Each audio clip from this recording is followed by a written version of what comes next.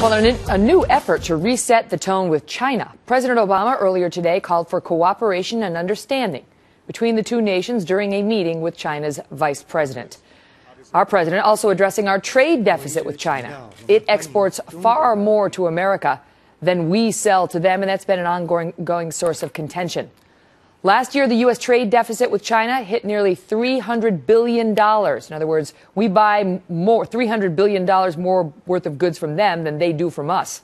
That's up 8.2% from the previous year's all-time high when China overtook Japan as the world's second largest economy. My next guest says the White House has no business rolling out the red carpet for China.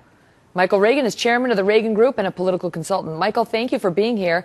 Why shouldn't we? And what choice do we have given the amount of debt of ours they own? In many cases, you're absolutely right. What choice do we have? We put ourselves in this position to roll out a red carpet for a country that's undervalued their dollar, if you will, which takes care of our dollar, devalues our currency, hacking into our computer systems, voting against us in the UN Security Council. Nobody seems to pay a price with this administration for doing anything against the United States of America.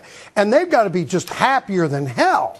The fact that we are at this point cutting our defense spending by $500 billion while they are going out and building up their defenses and helping other countries like North Korea, Syria, Iran, and others build their defense capabilities and offensive capabilities. Basically, one of the problems that we're facing with China is, that you talk about devaluing their currency. It's costing American jobs. It's literally costing American jobs, their failure to get real about their currency, because, they're making things and companies are buying things from them and not here because costs are artificially low over there. President Obama has tried to address at least the trade deficit problems with China. You heard Capitol Hill testimony earlier about how we're not happy that they're hacking us. But given all these things weren't happy with them over, Michael, they vetoed the UN resolution on Syria, all the trade issues that we're talking about and all the debt they hold. Can we do anything about it? It just seems like they have such a foothold, a stranglehold over us given the debt. Well, they have a stranglehold because, all they do is take what we give them. If our economy's in the tank and we're running trillion-dollar deficits every year, who's buying the deficit? The Chinese are buying the deficit. That's exactly what they're doing. The best way to stop them from doing these things is to get our economy back rolling again and start creating jobs in the United States of America, make it easier for corporations to do business here instead of over there. When I look at this, and I write about this in my book, Megan, The New Reagan Revolution, it seems the only people who learned from what Ronald Reagan did with the Soviet Union was the Soviet bloc, the Russians, and the Chinese. Ronald Reagan knew the Soviets would come to the table because he was devaluing their ruble at the same time as talking tough about the evil empire. He made a deal with the Saudis, in fact, to take the oil and absolutely undermine their economy. I remember Mikhail Gorbachev coming to me at one time, and I said, well, how bad was it in the Soviet Union, Mikhail? And he said, oh, bad.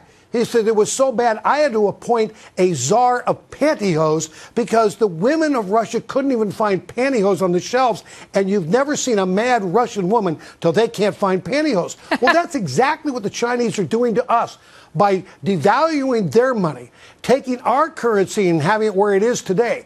They are doing to America what Ronald Reagan did to the Soviet bloc to bring them to their knees. And this administration better wake up to it. Well, it's interesting you should say to bring them to their knees, because President Obama wasn't quite on his knees, but he certainly got a lot of flack after the Chinese president visited America back in 2010. It was April of 2010, and he bowed. And this is a big deal in particular when you're dealing with Asian leaders. Who bows to whom? How deep is the bow? Usually the more powerful person is not doing the bowing, they say, and certainly on American territory.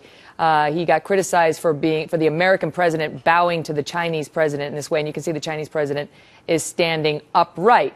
The reason people thought this was relevant is because they thought it spoke to a larger problem between our country and China's, Michael. Well, there is a large problem between our country and in fact, China. And you're absolutely right about the bowing. I mean, I have a lot of friends in the Chinese community here in Los Angeles. And the fact is, they return bow. Respect is, I return the bow. If I don't return the bow, that shows another sign. And this, when he was there with the President of the United States, and the President was with him, there was no return of bow at that point. That was the President of the United States, bowing pretty low. And the lower you go, the more respect you have for that position, and the more you show that they are in the powerful position to you. The President of the United States needs to understand, he is the President of the United States of America, the most important and most powerful man in the United States, in the world. And I don't think this president has quite figured that one out yet. And he better figure it out pretty soon, because we are going the way of Greece, and we're getting there at light speed. Given the fact that they're hacking us, they're hacking major American corporations. Nortel had a bunch of problems after they hacked into them, allegedly. They've had hearings on Capitol Hill over this. The veto of the UN resolution condemning Syria's massacre of its own people just happened last weekend. Should we be doing all this with the Chinese vice president coming over here, meeting with President Obama, meeting with Vice President Joe Biden, meeting with Hillary Clinton, meeting with GOP and other congressional leaders on Wednesday? It's an all-access tour. It's an all-access tour. It's interesting how Netanyahu was treated just a few years ago. The President of the United States basically turned his back on Netanyahu. Why is it that we treat Israel with disdain so often?